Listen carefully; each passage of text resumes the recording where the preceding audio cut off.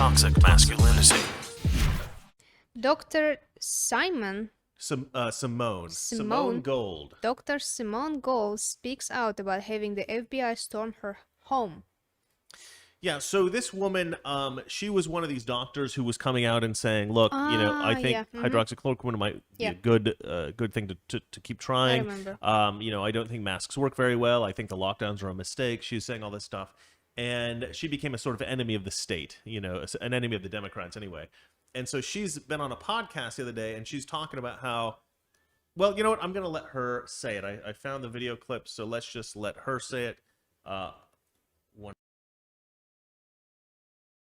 accepted an invitation to speak at the Stop the Steal rally on January 6th in the Capitol because it's an opportunity to have addressed really about 1 million people, and I'm very silenced on social media. So it was very natural for me to accept that, and I would continue to speak on the health freedom subjects I mentioned.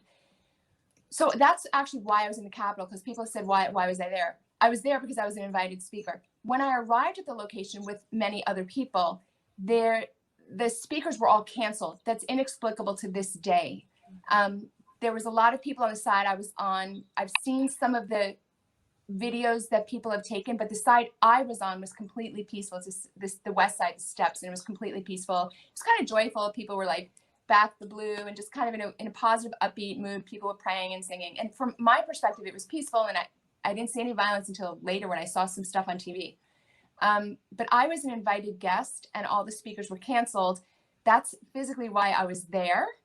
And beyond that, my lawyers have asked me not to speak.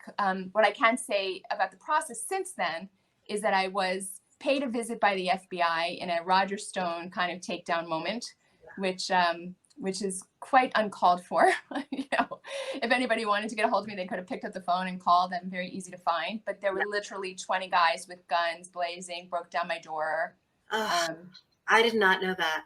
Yeah, you're actually the first person I'm saying that to on air, because I love you. I think you're a fabulous journalist. Thank you. It was dramatic. And what I want to say is, yeah. So anyway, so this woman was, she was somebody that was already targeted, that the left didn't like. And much like Roger Stone, they just went in with guns pointed at her, like, get on the ground, we're going to arrest you, whatever it was. And they like to do this to conservatives. They like to send a message, they like to be a little bit rough and tough with us. It doesn't make any sense. It's ridiculous, the whole thing. And, they did this with Dinesh D'Souza. You know who Dinesh D'Souza is? Yeah. So Dinesh D'Souza, he donated too much money at one point to a candidate for, I think, mayor of a town or something like that. He sort of illegally gave her more money than he was supposed to be able to do under campaign finance laws. And normally you get hit with a fine or some kind of other penalty for something like this. He was obviously not trying to peddle influence. He wasn't trying to, like, convince her to sell, secrets to the Russians or anything like that. It was obviously not to influence her. It was just because he was a friend of his. And the Obama administration didn't like him because he had created a movie called 2012 Obama's America that was critical of Obama. And so they put him in this sort of halfway house prison thing full of, like, murderers and rapists and all kinds of, like, really messed up people, like, serious criminals. Really put him in a lot of danger. Potentially could have gotten killed or something like that, because he was a political enemy of Barack Obama. So the left does not mind using these kind of strong-arm tactics against their political enemies. It's the word I use is persecution, in contrast to the word prosecution. Prosecution is right. We should prosecute criminals. Persecution is when you go after somebody, for reasons that are inappropriate. Going after them just because you don't like them. Persecuting a particular group, persecuting Christians, white people, men in America.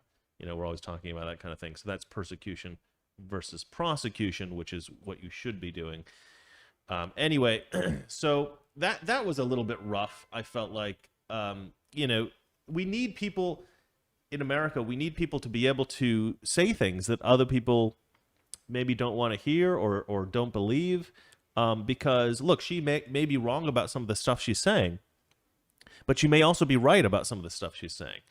And if she's the only one saying any of this stuff, she does not deserve to be silenced, right? So the story here is basically she was at the Capitol, and apparently she like went inside. Now I keep saying this about the Capitol riot. Most of the video that I've seen, you see some rough stuff. Most of the video I see is people just walking around casually around the Capitol, and a lot of times these policemen let people in. So even the stuff where they stormed the Capitol, a lot of that was peaceful protesting. So, I mean, did she know she wasn't allowed to be where she was speaking? I don't know, probably not. But they're still trying to throw the book at her here because she's somebody that they don't like. So she stood in the Capitol at some point and was giving a speech. She was talking about her, her ideas about COVID and all that kind of stuff. And now they want to go after her and like arrest her. And we also know somebody who's been persecuted for the Capitol situation. We have a friend named Elijah Schaefer, and he's from a show called Slightly Offensive. If you don't follow him on Twitter, if you're on Twitter, you need to. He posts some amazing stuff. But he's a reporter. He's a verified reporter. He was supposed to be there reporting on what happened, and he went ahead and he went into the Capitol and he followed these people in. But lots of reporters did. Reporters from the Associated Press, I think, reporters from all kinds of news agencies followed the rioters in. But I don't think that they looked for anyone from like left-wing news sites. My friend Elijah works for Blaze Media, and so he was targeted, and he had to go into hiding for a little while so that he wouldn't be arrested and taken in by the FBI. And I haven't talked to him in like a week maybe, so I don't know I don't have an update on it, but I think he's okay. But yeah, I hope he's okay. It was pretty scary for a little while. I mean, Valeria and I were literally talking about, we got on all kinds of social media that was encrypted. We're getting all these encrypted messaging services because we don't want to be persecuted by the federal government. We're talking about what countries we might have to flee to because it seemed like that, it was getting out of hand. It looked like the left had just decided this is going to be a war on conservatives. We're going after you guys now. And total persecution. I mean, I never thought I'd see the day when they were going after a reporter like Elijah just because he's a conservative. They don't like him. The FBI is going after a reporter for reporting the news. I mean, that's mental. That's mental to me. Anyway, we live in crazy times, guys. It's 1984 now. All right. Next story. Arizona Education Department claims babies can harbor racial bias. Ah, yes, the racial bias thing. Yeah, this is good fun. Toxic Masculinity. Weekdays, 9 p.m. Eastern, 6 p.m. Pacific.